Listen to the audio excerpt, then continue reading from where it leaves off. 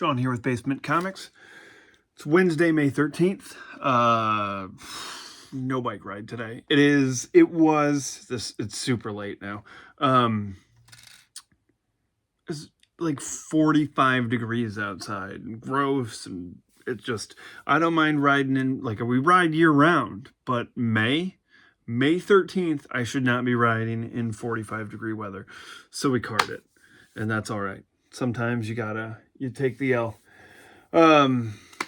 Yeah, so, tea's already made, ready to jump into next week's books, or last week's books, not next week's books, this week's books. Let's see.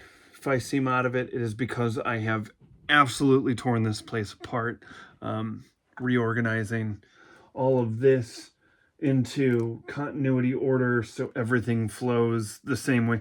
Because, like, I had this, the X stuff has always been very weirdly organized. I've shown it off in videos before where, like, stuff is placed where it would fall story-wise, and that gets slightly confusing when I'm trying to find things. Thankfully, I don't drink anymore. But I imagine often. But I imagine things would have been really difficult. And now it flows in a nice, you can see the Dazzler over there. So that's where Dazzler is, and so on and so forth. And kind of just all, because I was doing the rest of the room that way. And the other thing is, like, to make, obviously with the amount of comics that I have, shelf space, so on and so forth. So I've been moving the mini series and some stuff into boxes, and so it's been a great thing to do to reorganize the room. Took down a bookcase over there and kind of changed it up a little bit. I'm saying all this because it looks very different. Well, it doesn't look very different, but there's been some significant changes, which means I can probably do another room tour at some point, because there's been enough changes that it would warrant that. Anyways, so that's what I've been up to for the past couple of days. And I decided to do this stupidly at the same time that I am preparing for Motor City Comic Con this weekend and trying to, like, pull books out that I want to get signed from creators. It's like the dumbest time for me to be like, hey, you know what I should do? I should tear everything apart and go through everything and put it in this weird, wonky continuity order thing that I do. So, kick ass. Let's get into it. Last week's books. Man, I get real boring with the ads on the back because they're all the same. So when you go like that, it looks... Anyways. Last week's books were really good. Cyclops. I've been super hard on the X-Men books post-Krakoa. I mean, I was hard on the books in the Krakoan age, too. It's funny, as I was... For the longest time, I've had that stuff in the room, sort of. It's somewhat segregated, because when that initially started, I was convinced that there was going to be, like, a break glass, this didn't actually happen type of thing that they were going to do. And I have, obviously, I stand in front of what I refer to as Comic Book Island, which is a bunch of short boxes with, like, Marvel Universe titles in it. Marvel Premiere, Marvel, 2-in-1, Marvel Comics Presents, all that type of stuff. Stuff that doesn't naturally fit in with, like, the kind of the team areas that I have. And on the sides of that are two bookcases, and that is where I put my alternate reality stuff, Exiles, Mutant X. I actually, inspired by Geeky Old Hog's What If Wednesday, which has been a ton of fun, I went and bought a lot of, it was great. It was too good to be true. This is a lesson learned in comic book buying. I found a lot that was all of Volume 2, which I had X-Men appearances of What If Volume 2, but I didn't have everything, and this was everything. And I was like, holy smokes, there's a 105 in there. That's great. And it was a reasonable price that I was willing to accept. And they were like, hey, we've also got doubles of Volume 1, 1 through 9. And I was like, okay. And And so I purchased it. It showed up, and to my surprise, there was also a volume 1 What If number 10, What If Jane Forrester had mixed in there, that was not listed. And there were 2 105s. So that 105 first appearance of Spider-Girl, I'm actually gonna take with me to Comic-Con this weekend and try to use that to fund some back issue diving. Problem is, here's why the deal was too good to be true. These books showed up, and man, they don't have an aroma when you're holding them like this, okay? But if you give them the old, holy smokes, I have quite a few from the old Garth family letters page barn collection, and those things were in a barn literally for like 50, 60 years. And there's like a hint of barn, but not enough to be like, I gotta take a shower.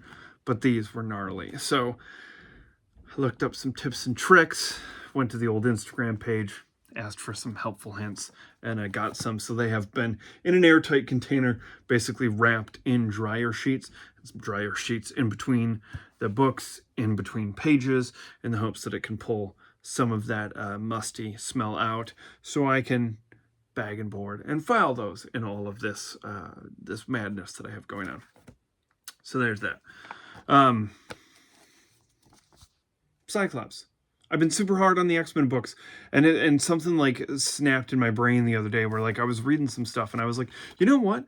I'm like, with everything that happened at the end of Krakoa, it sort of makes sense that a group of the X-Men would like run to Alaska and kind of hide out. And I love the Uncanny X-Men book where it's like this sort of found family thing looking out for the new kids. Because like the X-Men like went out there and were like, hey world, like we're gods now, blah, blah, blah. And it sort of blew up in their face. And so now like it does make sense that they would retreat to family and that one would go into kind of hiding. Sort of made this From the Ashes, like when I sat back and like really thought about it, kind of made some of my gripes about the books more palatable to me. Kind of made me, sometimes I have to like reframe certain things. Like there was even a while there with new comics where I was getting a little bit frustrated and I just needed to be like, man, you got to take a step back. Occasionally we have to do this. I've been in the game I have been picking up comic books every Wednesday for 35 years. And the only time that I took a break is if when I was playing music, if we were on tour. And even then, I would still visit comic book shops when we were on the road. And I still, when I came home, would pick up my comics. They'd have a fucking long box for me by the time we'd get back from some of those runs. So while I might not have been like in the shop every single Wednesday, I was still getting, like, I wasn't one of those dudes that was like, I didn't like, high school and girls and I got out of comics. That didn't happen to me. I was like, girls, these came first. Even Ashley, she was like, this was all here before I was.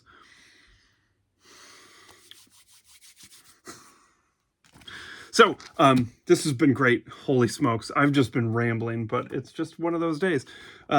Cyclops has been, dude, it's him on an island shot down from a This is like I busted out my Cyclops toy up north in the woods and was like, let's have him blast away at Reavers, and it's super fun. And then he decides to go full Cable. Like, now you know where the apple doesn't fall far from the tree, or the,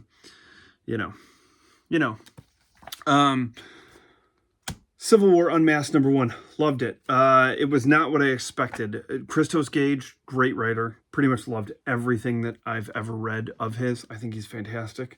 And I think he's one of those guys that like slips through the cracks and doesn't get the credit. Same thing with like Greg Pak. There was like this crew of guys in the early 2000s that were like, just did the work. And like they weren't like the big guns, you know what I mean? But they like wrote great comics, and I miss that. So while I would love to have him on like a main title, I am happy to read anything that he writes. And he did this mini series last year called Battle World, and it was great. It's a lot of fun. And it sort of ended on this, like, they could go somewhere, and I thought this was like a continuation of this. But this is actually, it was a lot of fun. It shows a different angle of, it's obviously celebrating the 20th, which blows my mind that it's been 20 years, 20th anniversary of Civil War, and it's kind of showing like a new angle of why certain characters were motivated to do the things that they did. And this one was really interesting for me because it kind of, the Civil War X-Men miniseries was happening during Decimation. There were Sentinels outside of the school. It was post M-Day, like really crazy time in the history of the X-Men. And it's when Bishop sided with him. Bishop actually takes Tony to the future and shows him kind of like the Days of Future Past timeline of what could happen if the Sentinels were put in, because he's like, hey, you think the Superhero Registration Act, we either do this, if this doesn't work, they're going to do Project Wide Awake, and this is what happens. And so it shows that as being another piece of Tony's motivation for the Superhuman Registration Act, and I really enjoyed that. This was sort of a down issue of Amazing Spider-Man, and I adore down issues, like quiet issues, where not a ton is going on. It's just sort of like going through the paces of Spidey getting used to being back. I love the fact that the alien characters that he's been dealing with while he was out in space were there. So that was great. One of my favorites of the week and of the past few years is Ryan North's Fantastic Four. This Invincible Woman arc was great. I could sing praises to Ryan North for how he handles the Fantastic Four for days. But, you know, I'm already long-winded enough that if I were to take 20 minutes to sit here and tell you all of the reasons why I love Fantastic Four, it would get tedious.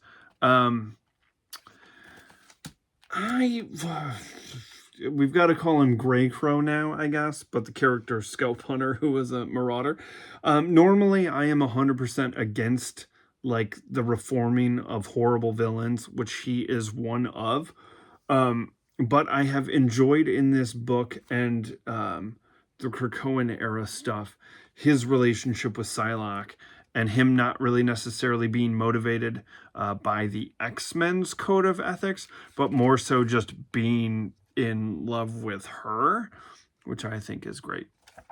And it's been sort of one of the highlights of this. So the cliffhanger last issue of the two of them kind of like busting out of the prison and going after these characters was pretty good. That issue was, like I said, I reframed how I've been looking at some of the X titles, and it made me enjoy them a little bit more.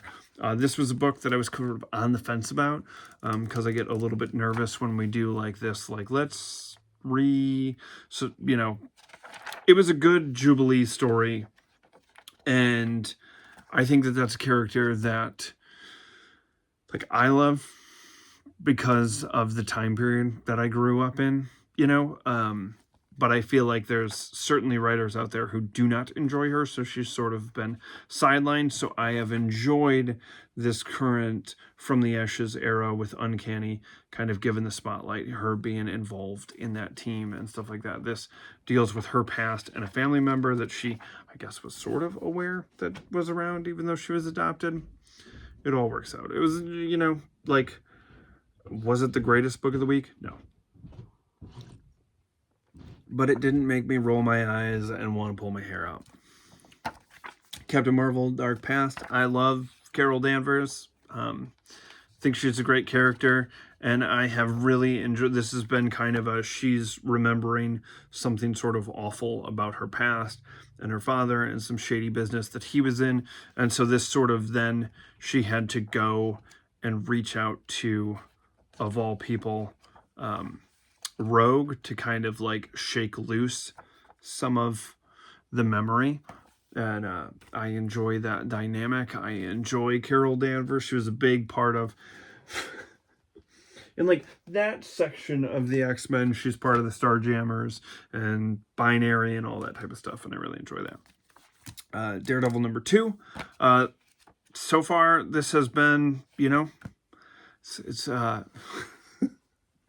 it's not hard to beat the Solid and Ahmed stuff, but I have thoroughly enjoyed the first and second issue of this, and I will continue to say it, that the highlight for this, for me, has been the idea of Matt being a law professor. I just find that to be interesting. Big Dumb Comics. I love it. It's just Godzilla, space, multiverse, X-Men fighting Godzilla, everyone else fighting Godzilla. This has been a ball. Is it serious? Is it highbrow? It is not, but it is Godzilla fighting the Marvel Universe, and I am enjoying it. This is another book that, like I said, I just, like, I think, I remember when I was reading, when Hickman's Avengers first started, it was great. I mean, beautiful Jerome Opeña artwork, just really, like, exactly what the Avengers, well, I mean, Busiek and Perez's Avengers is what the Avengers should be. But I liked the scope of it. However, reading it month to month made me feel like an idiot because it was, like, super convoluted. And it wasn't until I, like, towards the end of it, right around the Infinity crossover, I sort of bundled it all up and took it on vacation with the Mrs.'s family. I'm like a woods guy.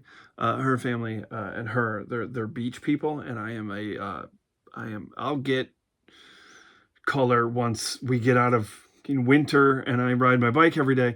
But I am normally a pale Irish guy. So, you know, there I am on the beach, like, as they're all having a blast, like, huddled up under an umbrella, reading comic books.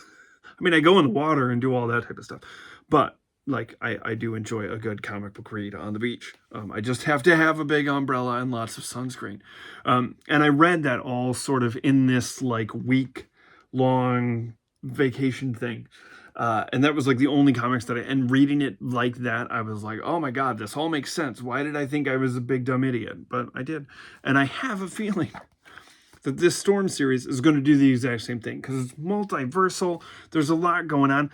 And I've been pretty hard on this, but I read this last night, and I gotta tell you, like, there was some stuff where they flashed it back to Storm's parents and her family, and I know, like, I wasn't this soft. I mean, I was, you know, I wasn't this soft until I had a kid, and now stuff like that just wrecks me, dude. So there was just some stuff with her parents that I really enjoyed, and like I said, it's sort of like that got reframed. It was just like, I was like, dang, this was a really great week of new comics. I was pretty excited. So that's way too much time spent talking about last week's books, but you know. All right, new comics. So I have some pals that have it's a podcast called Comic Book Bears, but they also have a YouTube show. And they're like old buddies from like way back in like a comic book forum days. And so I check it out still. And last week in the episode that I was watching, one of the hosts was going on and on about Fury of Firestorm. And I'm not a DC guy, but he made one hell of a compelling argument for how interesting this was. Mentioned that it was a 6-issue miniseries, and I was like, I can dip my toes into that. So I went up to my shop, like, you know, Henry has started to request going to the comic book store, so they're cracking up because we're now there. You know, it used to just be Wednesday, you know, and now we're there, you know, at least one or two more times, because we hop in the bike and he's like, comic book store? And I'm like, I'm not going to argue with you while you're asking to go there. So while I was there, I mentioned to one of the guys, I was like, hey, this came out. Can you order me a copy of it? And he was like, yeah. And so then we went in the other day, and the owner, he's like, hey, he's like, since you're here, they wrote a note, because he was like, I didn't believe him because it's a DC book. And I was like, yeah, I got sold on this, so like, sign me up. And and so I read this. I have zero history other than I believe I might have had a Kenner Superpowers figure of this character when I was a small child. But I was like, I'll give it a shot, and so I added issue number 2, which came out today. So I'm looking forward. Jeff Lemire is a great writer. The art was really good. The issue, obviously, like this character, something is going on.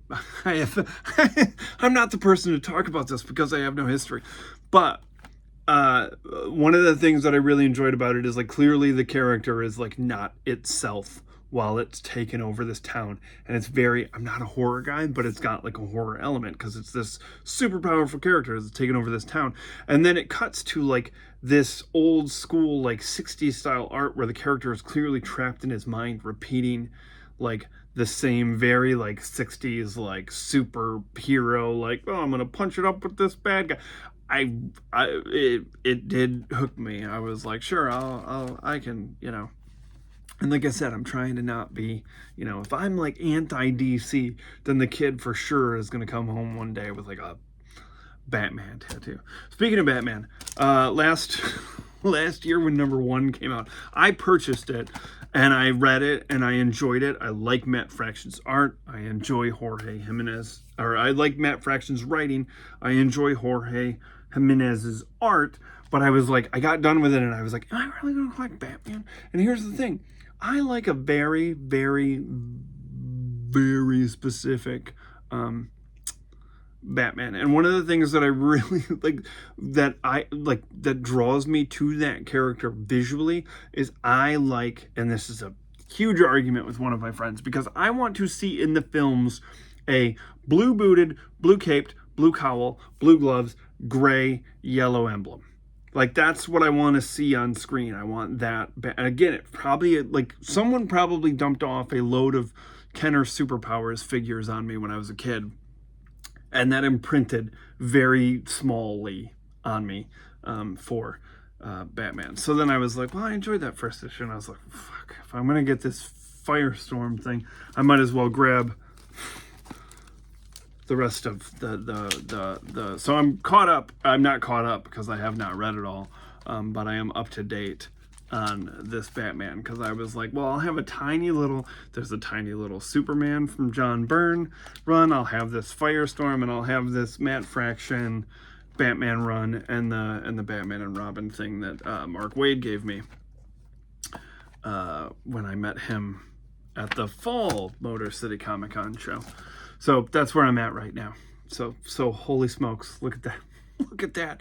I bought some DC. All right, now we're going to get into the real stuff, the stuff I actually care about, not something where I'm just dabbling my toes in it and don't understand any of it and will eventually get bored with it and drop it. Black Cat, pick that up. It's been fun. I'm a little bit like that. Part of the cover is making me not as excited about this because I'm not really big on Mary Jane Venom, but what are you gonna do? Doctor Strange #6. This is another one where I'm like, I'm getting it, and I love the hook of Strange not being Sorcerer Supreme and going to Asgard and trying to become the Sorcerer Supreme there is a great hook.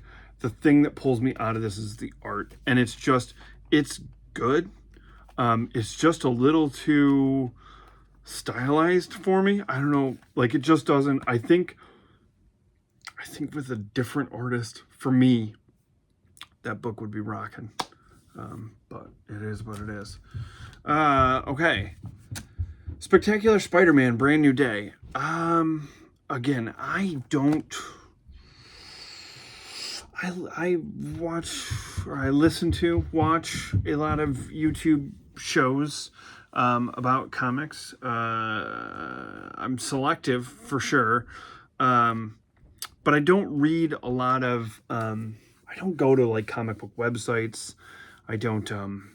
I like get like previews catalog and kind of flip through it and go, yeah. No, But I don't really pay attention to like news sites and stuff like this. So I thought at first that this was like I was like, I'm not going to get it because it just seemed like it was going to be like a movie thing.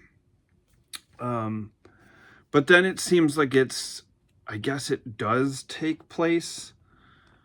It takes place sometime during Brand New Day in the early stages of that. I'm sure it will be explained once I read it. But then I saw that Marcos Martin is on part of the art. And I mean, yeah, okay, sure, I'll buy that. If I'm buying Doctor Strange, I will absolutely pick up a Dan Slott written Spider-Man that is also partially drawn by Marcos Martin. And Marcos Toe, who is doing the rest of the art, is pretty good. So I'm looking forward to that. Spider-Man Venom Death Spiral Body Count #1. That's awesome. Drawn by Kev Walker. That's the big draw for me. Plus, I've already read the event, and this is clearly a follow-up or something to do with it. So I'm into it. The event was not as, I was a little bit nervous about it. I'm not a big symbiote guy, and it wasn't as wasn't great, but it wasn't as bad as I thought it was going to be. Mortal Thor #10. This book has been so much fun. Immortal Thor was great. This has been fun. I really like Pasquale Ferry as an artist, and I think he has been a great, it's a shame that it's like Mortal Thor and he's not in Asgard, because Pasquale Ferry does a great Asgard, but even this Thor doesn't really know he's Thor storyline has been great. It's also been great just seeing him go up against your average villain and have to fight his way out of it, looking like Vincent D'Onofrio in Adventures in Babysitting. He's definitely the mechanic looking dude as opposed to Thor. Captain America #11. This book has been great. I've got no complaints about it. Super excited to read it. Definitely, I'm excited to see where this Avengers Armageddon goes in a month. One of my favorite books on the stands.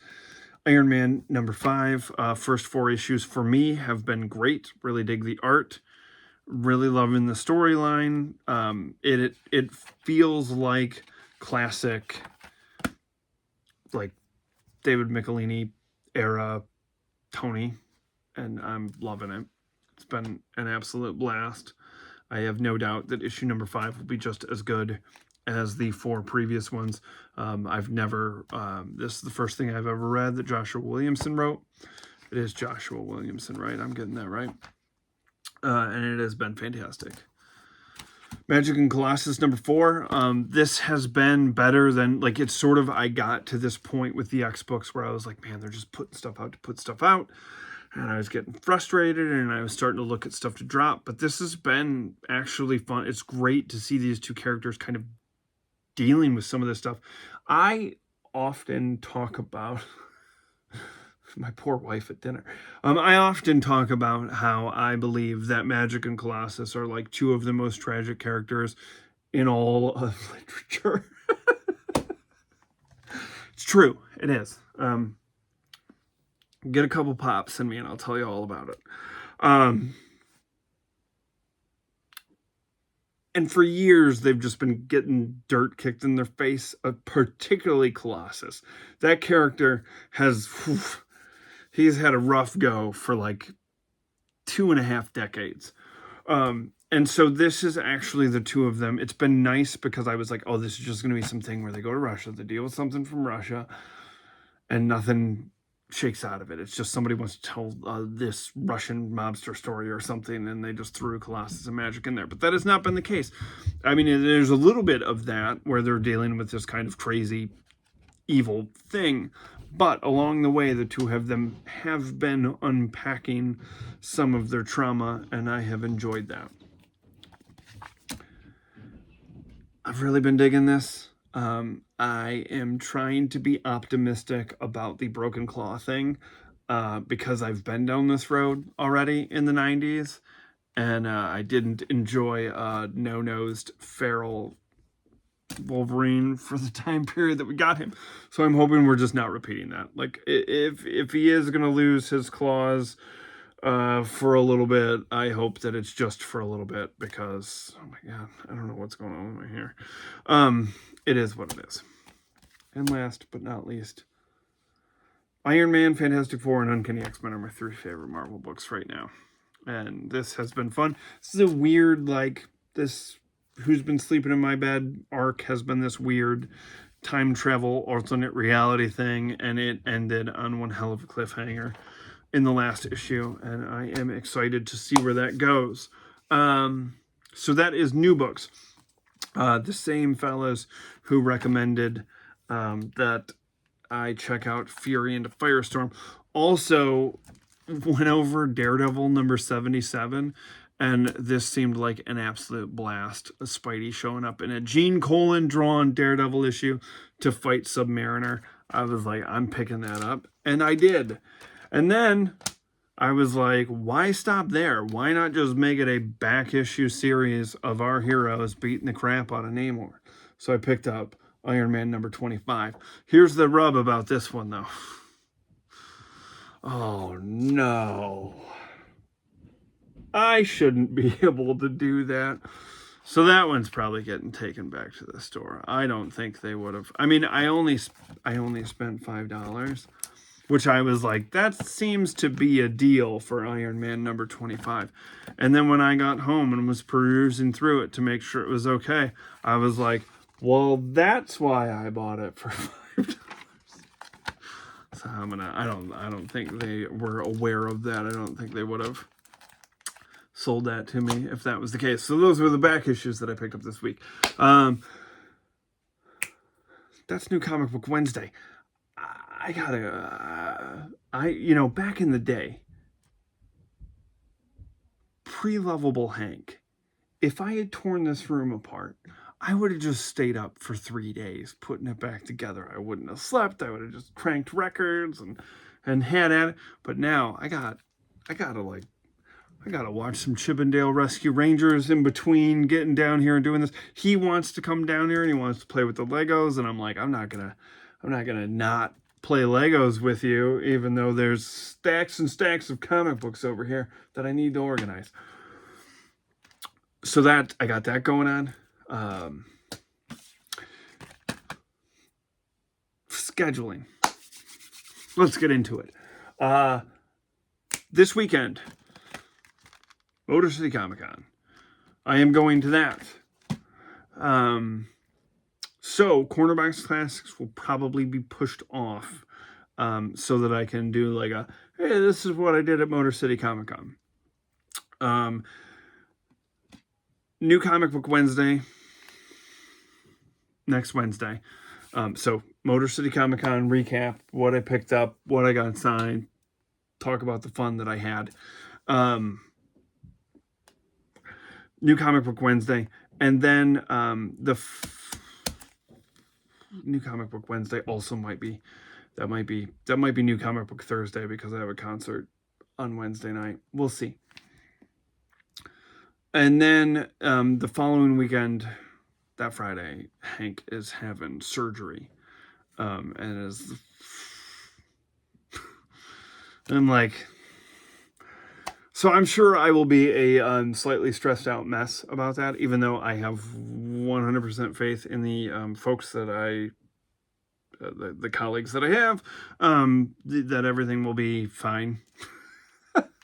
It'll be fine. But the last thing on my mind that weekend is going to be like, well, I should put out a video for YouTube. So I might do something in the can or something, but if it's New Comic Book Wednesday, nothing New Comic Book Wednesday, sorry. But, hanging out and hanging with my fella while he recuperates is, more important than me talking about books from 1982. Although it's really good stuff. Really good stuff. So that is it. Just, I will be on a normal schedule up until then, and I'll probably reiterate this next week, that it might be off for just a day or two. Like, it's not going to be some crazy recuperation, but, you know,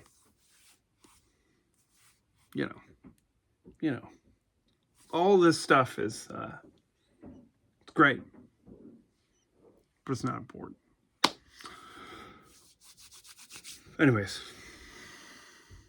I'm excited about Motor City Comic Con. And I'm excited to read these new comics, and I hope you're excited to read your new comics. So let's get out of here and go read some comics. Enjoy your comics. Let me know,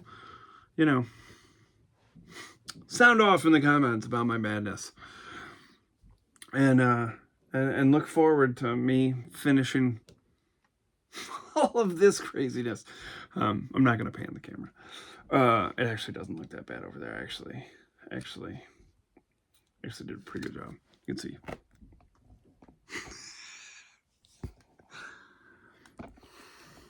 But over there, yikes. I got to get all that sorted out, filed away. All right. You didn't take a ride with us, but thanks for sticking around for all my weirdness. And I will see you this weekend with a Motor City Comic Con recap. And can I weird Mark Bagley out? Let's find out. Bye.